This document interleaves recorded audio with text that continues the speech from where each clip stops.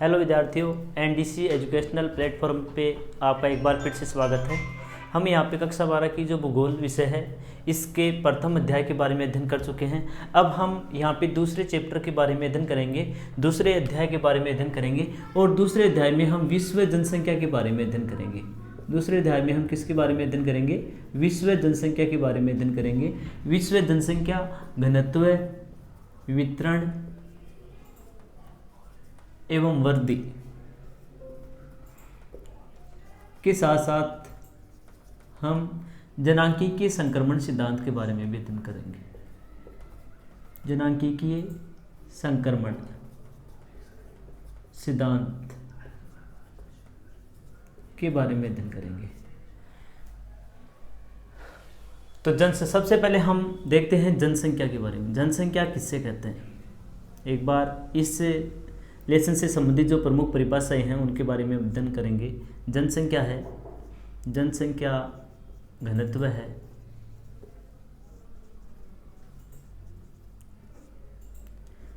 जनसंख्या वृद्धि है,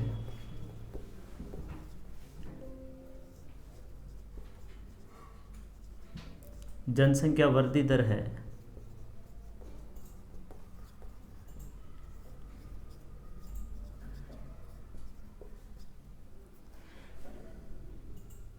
प्रवास है।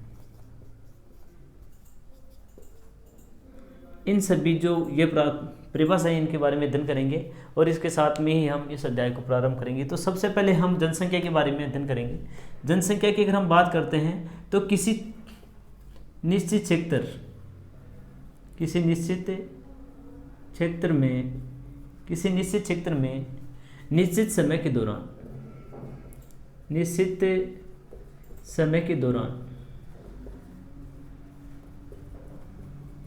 किसी निश्चित क्षेत्र में निश्चित समय के दौरान निवास करने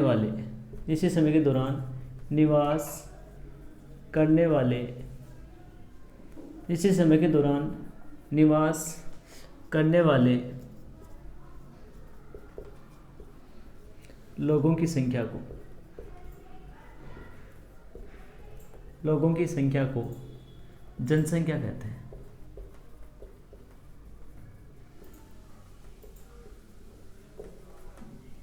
यानी कि किसी निश्चित क्षेत्र में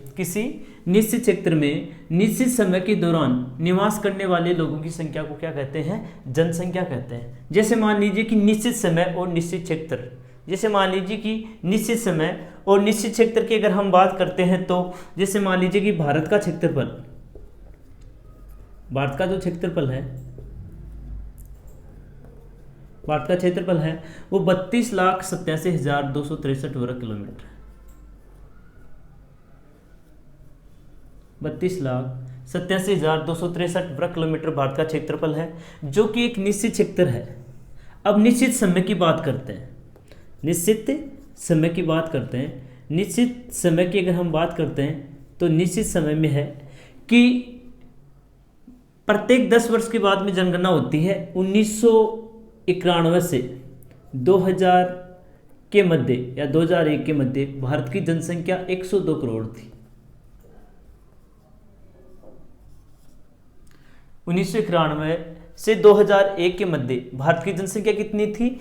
102 करोड़ थी। इसका मतलब है कि भारत का क्षेत्रफल कितना था? भारत का क्षेत्रफल है 32,87,263 वर्ग किलोमीटर। और यहाँ पर विश्व की कितने प्रतिशत यानी कि भारत की कितनी जनसंख्या निवास करती है? भारत की 102 करोड़ जनसंख्या निवास करती है, जो संपूर्ण विश्व की 16.5% थी। यह जनसंख्या संपूर्ण विश्व का कितना प्रतिशत थी? 16.5% थी। एक निश्चित क्षेत्र में हम एक बार फिर से परिभाषा की तरफ लौटते हैं। जनसंख्या किससे कहते हैं? जनसंख्या क्या है? तो किसी निश्चित क्षेत्र में निश्चित समय के दौरान निवास करने वाले लोगों की संख्या को क्या कहते हैं? जनसंख्या कहते हैं। जैसे भारत का क्षेत्रफल है 32,87,263 वर्ग किलोमीटर और इससे ये निश्चित क्षेत्र था और निश्चित समय के दौरान यानी कि 1991 से 2001 के मध्य अपने देश की जनसंख्या कितनी थी? 102 करोड़ जनसंख्या थी, जो संपूर्ण विश्व का कितने प्रतिशत थी? 16.5% थी। इसके बाद में हम बात करते हैं जनसंख्या घनत्व। जनसंख्या घनत्व की बात करते हैं तो प्रति इकाई 1 वर्ग किलोमीटर, प्रति इकाई प्रति इकाई वर्ग किलोमीटर में, प्रति इकाई वर्ग किलोमीटर में निवास करने वाले लोगों की संख्या, प्रति इकाई वर्ग किलोमीटर में निवास करने वाले लोगों की संख्या को जनसंख्या घनत्व कहते हैं।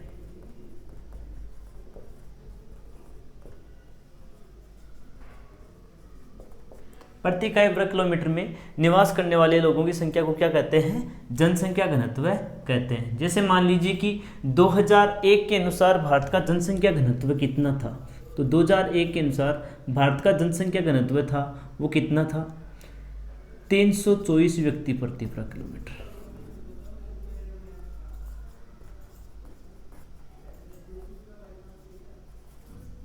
व्यक्ति प्रति वर्ग किलोमीटर 2001 के अनुसार भारत का जनसंख्या घनत्व था।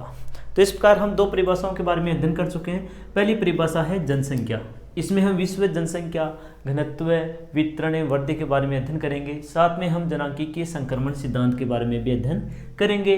तो सबसे पहले है जनसंख्या।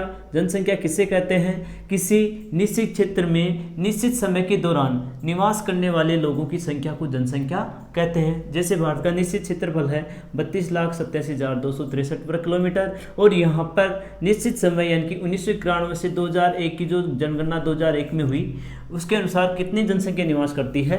102 करोड़ की जनसंख्या निवास करती है, जो संपूर्ण विश्व का कितने प्रतिशत है? 16.5% है।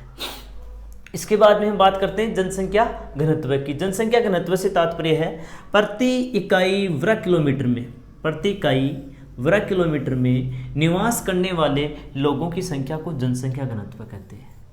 प्रति इकाई वर्ग किलोमीटर में निवास करने वाले लोगों की संख्या को क्या कहते हैं? जनसंख्या घनत्व कहते हैं। और 2001 के अनुसार अपने देश का जो जनसंख्या घनत्व था वो क्या था? 324 व्यक्ति प्रति वर्ग किलोमीटर था। इसके बाद में हम बात करते हैं जनसंख्या वृद्धि की। जनसंख्या वृद्धि किसे कहते हैं? या तो जनसंख्या वृद्धि की अगर हम बात करें तो जनसंख्या वृद्धि की अगर हम बात करते हैं तो जनसंख्या वृद्धि किसे कहते हैं? बस जो जनसंख्या की परिभाषा हमने पढ़ी थी उसमें थोड़ा सा ही परिवर्तन होता है। जनसंख्या वृद्धि, जनसंख्या वृद्धि इसमें वो लिखना है कि किसी निश्चित क्षेत्र में, किसी निश्चित क्षेत्र में निश्चित समय के दौरान, किसी निश्चित क्षेत्र में निश्चित समय के दौरान जनसंख्या में होने वाले परिवर्तन को, जनसंख्या में होने वाले परिवर्तन को जनसंख्या वृद्धि कहते हैं। जनसंख्या में होने वाले परिवर्तन को जनसंख्या वृद्धि कहते हैं। जैसे मान लीजिए कि उदाहरण के लिए किसी निश्चित क्षेत्र में निश्चित समय के दौरान जनसंख्या में होने वाले परिवर्तन को क्या कहते हैं? जनसंख्या वृद्धि कहते हैं। जैसे मान लीजिए कि एक निश्चित समय 1991 से 2001 के मध्य भारत की जनगणना हुई। इस जनगणना 2001 की, इस जनगणना के अनुसार इस जनगणना में हमारे देश की जनसंख्या 102 करोड़ थी। इस जनगणना में अपने देश की जनसंख्या कितनी थी? 102 करोड़ थी, जो 2001 से 2011 की जनगणना के मध्य, यानी कि वर्तमान जनगणना की बात करते हैं 2011 की जनगणना के मध्य अपने देश की जनसंख्या 102 करोड़ से बढ़कर कितनी हो गई? 121 करोड़ हो गई। भारत की जनसंख्या कितनी हो गई? 102 करोड़ से बढ़कर कितनी हो गई? 121 करोड़ हो गई। तो ऐसी स्थिति के अंदर ये जो इस निश्चित समय के दौरान जनसंख्या में जो परिवर्तन हुआ वो कैसा हुआ? जनसंख्या में जो परिवर्तन हुआ वो ये हुआ कि पहले जो जनसंख्या 102 करोड़ थी वो बढ़कर कितनी हो चुकी है? 121 करोड़ हो चुकी है। यानी कि वर्तमान की जो जनसंख्या है वो 19 करोड़ की वृद्धि हुई है। यानी कि इन 10 वर्ष के दौरान भारत की जो जनसंख्या है, इस जनसंख्या में कितने करोड़ की वृद्धि हुई है? 19 करोड़ की वृद्धि हुई है। अगर हम जनसंख्या वृद्धि की बात करते हैं, किसकी बात करते हैं? जनसंख्या वृद्धि की बात करते हैं तो जनसंख्या वृद्धि है वो धनात्मक भी हो सकती है, जनसंख्या वृद्धि धनात्मक भी हो सकती है और जनसंख्या वृद्धि ऋणात्मक भी हो सकती है। जनसंख्या वृद्धि धनात्मक भी हो सकती है और जनसंख्या वृद्धि कैसी हो सकती है, ऋणात्मक भी हो सकती है। तो जनसंख्या वृद्धि किसे कहते हैं, किसी निश्चित क्षेत्र में निश्चित समय के दौरान जनसंख्या में होने वाले परिवर्तन को जनसंख्या वृद्धि कहते हैं। जनसंख्या वृद्धि ऋणात्मक भी हो सकती है और जनसंख्या वृद्धि धनात्मक भी हो सकती है। 1991 से 2001 के मध्य जनगणना की बात करते हैं तो अपने देश की जनसंख्या कितनी थी, 102 करोड़ थी, जो 2001 से 2011 की जनगणना के दौरान 10 वर्षों में बढ़कर कितनी हो गई, 121 करोड़ हो गई। अर्थात इस समय अवधि के दौरान अपने देश में जो जनसंख्या वृद्धि हुई वो कितने की हुई, 19 करोड़ की हुई। इसके बाद में अगली परिभाषा जिसके बारे में हम अध्ययन करेंगे वो है जनसंख्या वृद्धि दर। अगली परिभाषा जिसके बारे में हम अध्ययन करेंगे वो कौन सी है, वो है जनसंख्या वृद्धि दर। जनसंख्या वृद्धि दर की अगर हम बात करते हैं तो जनसंख्या वृद्धि को प्रतिशत के रूप में व्यक्त करना ही, जनसंख्या वृद्धि को प्रतिशत के रूप में, जनसंख्या वृद्धि को प्रतिशत के रूप में व्यक्त करना ही जनसंख्या वृद्धि कहलाता है।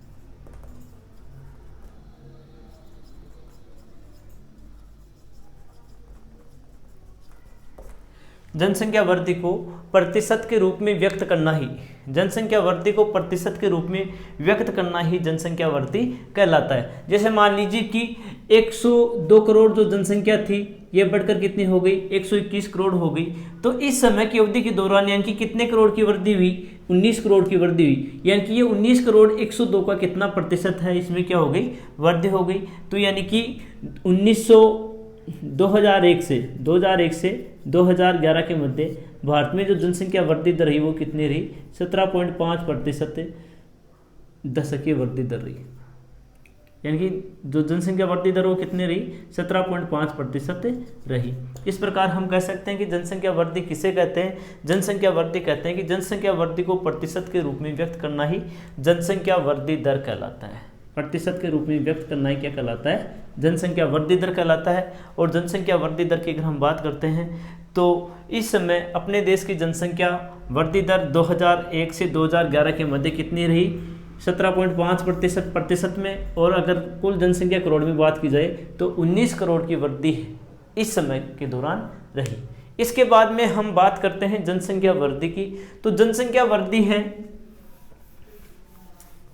इसमें हम जनसंख्या वृद्धि की परिभाषाओं के बारे में अध्ययन करते हैं। तो जनसंख्या वृद्धि की अगली जो परिभाषा है यानी कि जनसंख्या वृद्धि है, इसे दो भागों में बांटा गया है। जनसंख्या वृद्धि को कितने भागों में बांटा गया है, दो भागों में बांटा गया है। एक जनसंख्या प्राकृतिक वृद्धि, एक जनसंख्या की प्राकृतिक वृद्धि और दूसरी है जनसंख्या की अभिप्रेरित या वास्तविक वृद्धि।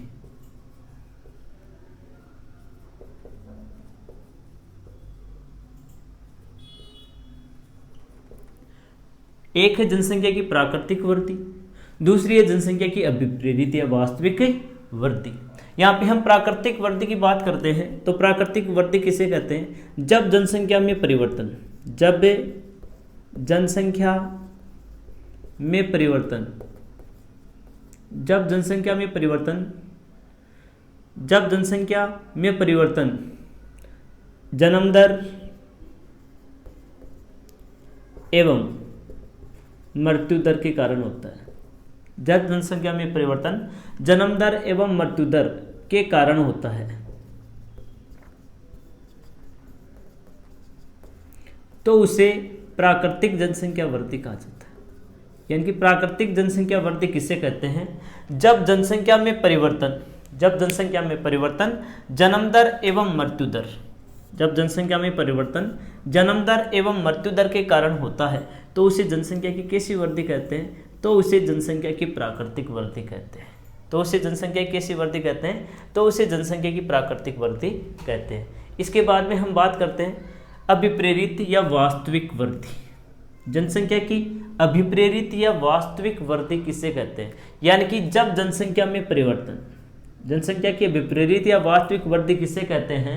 जब जनसंख्या में परिवर्तन, जब जनसंख्या में परिवर्तन, जब जनसंख्या में परिवर्तन जन्म दर, मृत्यु दर एवं प्रवास के कारण होता है। जन्म दर, मृत्यु दर एवं प्रवास के कारण होता है, तो इसे जनसंख्या की वास्तविक या अभिप्रेरित वृद्धि कहते हैं। तो उसे जनसंख्या की वास्तविक या अभिप्रेरित वृद्धि कहते हैं। तो यानी कि जनसंख्या वृद्धि को दो भागों में बांटा गया है, एक प्राकृतिक जनसंख्या वृद्धि, दूसरी अभिप्रेरित या वास्तविक जनसंख्या वृद्धि। प्राकृतिक जनसंख्या वृद्धि जब जनसंख्या में परिवर्तन जन्म दर एवं मृत्यु दर के कारण होता है, जब जनसंख्या में परिवर्तन जन्म दर एवं मृत्यु दर के कारण होता है तो उसे जनसंख्या की कैसी वृद्धि कहते हैं? तो इसे जनसंख्या की प्राकृतिक वृद्धि कहते हैं। इसके बाद में अगर हम बात करते हैं अभिप्रेरित या वास्तविक वृद्धि, जनसंख्या की अभिप्रेरित या वास्तविक वृद्धि किसे कहते हैं? तो जब जनसंख्या में परिवर्तन, जब जनसंख्या में परिवर्तन जन्म दर, मृत्यु दर एवं प्रवास के कारण होता है, जन्म दर, मृत्यु दर एवं प्रवास के कारण होता है, तो इसे जनसंख्या की अभिप्रेरित या इसे वास्तविक वृद्धि कहा जाता है। अब हम यहाँ पे बात करते हैं जो जनसंख्या, जैसे मान लीजिए कि यहाँ पर हमने अध्ययन किया जनसंख्या वृद्धि में जो परिभाषाओं में हमने अध्ययन किया, तो प्राकृतिक वृद्धि में जन्म दर और मृत्यु दर के कारण जनसंख्या वृद्धि होती है तो उसे प्राकृतिक वृद्धि कहते हैं। ऐसे ही जब जन्म दर, मृत्यु दर और प्रवास, इन तीनों के कारण से जनसंख्या में परिवर्तन होता है तो उसे अभिप्रेरित या वास्तविक वृद्धि कहते हैं। इस आधार पर हम कह सकते हैं कि जनसंख्या परिवर्तन के घटक, जनसंख्या परिवर्तन के घटक, जनसंख्या परिवर्तन के घटक कौन कौन से हैं? तो जनसंख्या परिवर्तन के घटक हैं, यानी कि जनसंख्या परिभाषाओं में हमने पढ़ा, तो जनसंख्या परिवर्तन के तीन घटक हैं। कितने घटक हैं? तीन घटक हैं। पहला घटक है जन्म दर। जनसंख्या परिवर्तन के तीन घटक हैं, पहला है जन्म दर, दूसरा है मृत्यु दर, दूसरा है मृत्यु दर और तीसरा है प्रवास, तीसरा है प्रवास। यानी कि जन्म दर, मृत्यु दर एवं प्रवास, ये जनसंख्या परिवर्तन के तीन प्रमुख घटक हैं। इसके बाद में हम अध्ययन करेंगे जनसंख्या के अंदर, तो ये जनसंख्या से संबंधित प्रमुख जो परिभाषाएं थी उनके बारे में हमने अध्ययन किया। अब हम जनसंख्या के बारे में, विश्व जनसंख्या के बारे में अध्ययन करेंगे। विश्व जनसंख्या की अगर हम बात करते हैं तो विश्व जनसंख्या के संदर्भ में सबसे महत्वपूर्ण बात है, सबसे पहला कथन है वो है रॉल्फ वाल्डो इमर्सन का, रॉल्फ वाल्डो इमर्सन। यानी कि आपके एग्जाम में क्वेश्चन आता है कि रॉल्फ वाल्डो इमर्सन का जनसंख्या के संदर्भ में प्रमुख कथन लिखिए। तो रॉल्फ वाल्डो जो इमर्सन है, इनका जनसंख्या के संदर्भ में जो प्रमुख कथन है वो है कि सवर्ण से नहीं, सवर्ण से नहीं, एक राष्ट्र, एक राष्ट्र, एक राष्ट्र सवर्ण से नहीं बल्कि स्त्री एवं पुरुषों की संख्या से ही, बल्कि स्त्री एवं पुरुषों की संख्या से ही,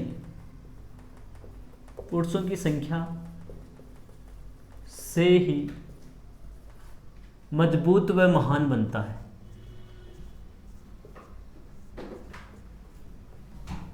मजबूत व महान बनता है।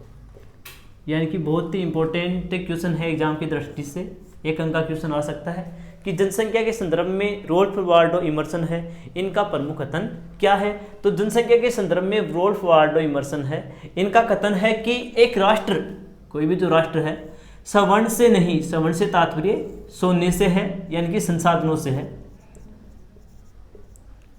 एक राष्ट्र सोने से नहीं बल्कि स्त्री एवं पुरुषों की संख्या से ही मजबूत और महान बनता है। यानी कि कोई भी राष्ट्र है, वो राष्ट्र, उस राष्ट्र में कितने प्राकृतिक संसाधन मौजूद हैं, इन चीज़ों से वो महान नहीं बनता, इनसे वो मजबूत नहीं बनता, बल्कि वो मजबूत किस चीज़ से बनता है? उस देश में निवास करने वाले स्त्री एवं पुरुषों की संख्या से वो मजबूत बनता है। क्योंकि उन प्राकृतिक संसाधनों का उपयोग करने वाली जनसंख्या ही वहाँ पर विद्यमान नहीं रहेगी, तो फिर वो देश किस प्रकार से अपना विकास कर सकता है। तो ऐसी स्थिति में रोल्फ वाल्डो इमर्सन का कहना है कि एक राष्ट्र श्रवण से नहीं बल्कि वहाँ पर निवास करने वाले स्त्री एवं पुरुषों की संख्या से ही मजबूत और महान बनता है। रोल्फ वाल्डो इमर्सन ने कहा है कि जो लोग देश हित में काम करते हैं, जो मेहनत करते हैं, जो सत्य और साहस के साथ में अडिग होते हैं और अपने काम में लगे रहते हैं, दूसरे जो लोग जब उनकी निंदा करते हैं तब भी वो लोग नहीं डगमगाते हैं, ऐसे लोग ही एक राष्ट्र को आगे की ओर ले जाते हैं और एक ऐसे लोग ही उस राष्ट्र के आर्थिक विकास में, राजनीतिक विकास में, सांस्कृतिक विकास में महत्वपूर्ण भूमिका निभाते हैं। तो इस प्रकार ये रोल्फ वाल्डो इमर्सन का प्रमुख कथन था कि एक राष्ट्र श्रवण से नहीं बल्कि वहाँ पर निवास करने वाले स्त्री एवं पुरुषों की संख्या से ही मजबूत और महान बनता है। इसके बाद में दूसरा कथन है जनसंख्या के संदर्भ में, वो है जॉर्ज बी क्रेसी का कथन। जॉर्ज बी क्रेसी का कथन। जॉर्ज बी क्रेसी का कथन। जॉर्ज बी क्रेसी ने जनसंख्या के संदर्भ में जो कथन कहा है वो एशिया की जनसंख्या के संदर्भ में कथन कहा है। जॉर्ज बी क्रेसी के द्वारा जो जनसंख्या के संदर्भ में कथन कहा गया है वो कहाँ की जनसंख्या के बारे में कहा गया है। तो जॉर्ज बी क्रेसी के द्वारा जो जनसंख्या के संदर्भ में कथन कहा गया है वो कहा गया है एशिया की जनसंख्या के बारे में। कहाँ की जनसंख्या के बारे में? एशिया की जनसंख्या के बारे में। और एशिया की जनसंख्या के बारे में जॉर्ज बी क्रेसी का जो प्रमुख कथन है वो कौन सा है कि प्रमुख कथन है जॉर्ज बी क्रेसी का कि एशिया में बहुत कम स्थानों पर, एशिया में बहुत कम स्थानों पर बहुत अधिक जनसंख्या, एशिया में बहुत कम स्थानों पर बहुत अधिक जनसंख्या, बहुत अधिक जनसंख्या तथा बहुत अधिक स्थानों पर तथा बहुत अधिक स्थानों पर तथा बहुत अधिक स्थानों पर बहुत कम जनसंख्या निवास करती है। बहुत कम जनसंख्या निवास करती है।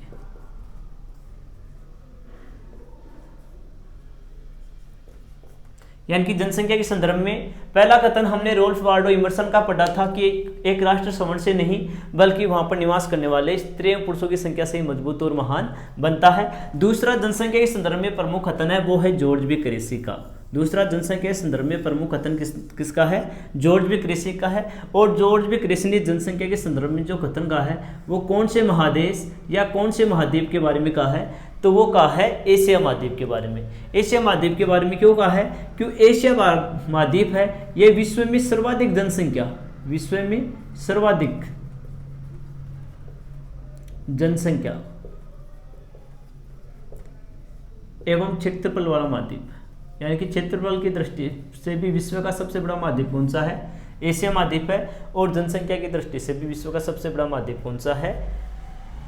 एशिया महाद्वीप ही है। तो इस एशिया महाद्वीप के संदर्भ में जॉर्ज बी क्रेसी ने जो प्रमुख कथन कहा है वो कथन है कि एशिया में बहुत कम स्थानों पर, एशिया में बहुत कम स्थानों पर बहुत अधिक जनसंख्या निवास करती है। एशिया में बहुत कम स्थानों पर बहुत अधिक जनसंख्या निवास करती है तथा बहुत अधिक स्थानों पर बहुत कम जनसंख्या निवास करती है। बहुत कम स्थानों पर बहुत अधिक जनसंख्या निवास करती है तथा बहुत अधिक स्थानों पर बहुत कम जनसंख्या निवास करती है। तो यह एशिया की जनसंख्या संदर्भ में जॉर्ज बी क्रेसी का कथन था कि एशिया में बहुत कम स्थानों पर बहुत अधिक जनसंख्या निवास करती है जबकि बहुत अधिक स्थानों पर बहुत कम जनसंख्या निवास करती है। और इमर्सन का कथन था कि एक राष्ट्र सवर्ण से नहीं बल्कि वहां पर निवास करने वाले स्त्री एवं पुरुषों की संख्या से ही मजबूत और महान बनता है। इसके बाद में हम बात करते हैं जनसंख्या, विश्व जनसंख्या के वितरण के बारे में। विश्व जनसंख्या वितरण, विश्व जनसंख्या वितरण।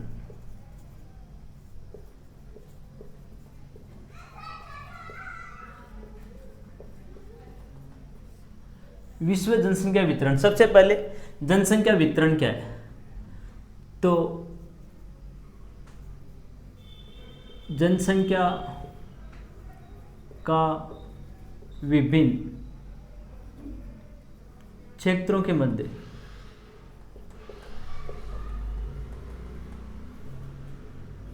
बंटवारा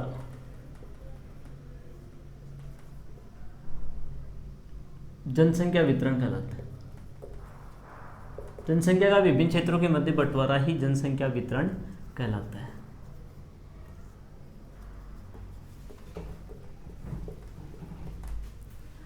और विश्व जनसंख्या का वितरण असमान है। विश्व जनसंख्या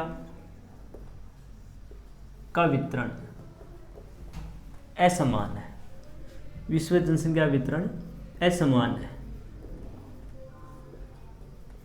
विश्व की जनसंख्या के संदर्भ की अगर हम बात करते हैं तो जॉर्ज बी क्रेसी का कथन है वो विश्व की जनसंख्या के संदर्भ में सही साबित होता है। जॉर्ज बी क्रेसी ने जो कथन दिया वो एशिया की जनसंख्या के संदर्भ में दिया था कि एशिया में बहुत कम स्थानों पर बहुत अधिक जनसंख्या निवास करती है, जबकि बहुत अधिक स्थानों पर बहुत कम जनसंख्या निवास करती है। तो विश्व जनसंख्या का जो वितरण है इसमें हम अध्ययन करेंगे तो हम पाएंगे कि विश्व जनसंख्या वितरण है वो जॉर्ज बी क्रेसी के एशिया की जनसंख्या के संदर्भ में जो कथन कहा गया था उसके भी समकक्ष है, क्योंकि विश्व जनसंख्या वितरण असमान वितरण है। उसको हम इस आधार पर समझ सकते हैं कि विश्व की 10% स्थानों पर, विश्व के 10% स्थानों पर, विश्व के 10% स्थानों पर, विश्व की 10% स्थानों पर विश्व की 90% जनसंख्या निवास करती है। विश्व की 90% जनसंख्या निवास करती है। विश्व की 90% जनसंख्या निवास करती है, जबकि विश्व के 90% स्थानों पर, जबकि विश्व के 90% स्थानों पर विश्व की केवल 10% जनसंख्या निवास करती है।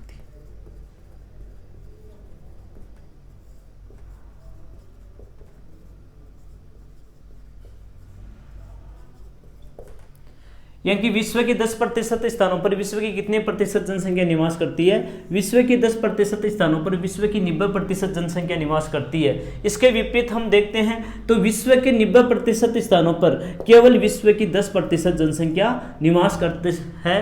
तो ये जो जनसंख्या का वितरण है वो जॉर्ज बी क्रेसी का जो कथन है उसके समकक्ष है। इसके अलावा अगर हम देखा जाए तो विश्व में सर्वाधिक जनसंख्या वाला देश, विश्व में सर्वाधिक जनसंख्या वाला देश, विश्व में सर्वाधिक जनसंख्या वाला देश चीन है। और चीन की जनसंख्या है वो 2011 के अनुसार 134 करोड़ से अधिक थी।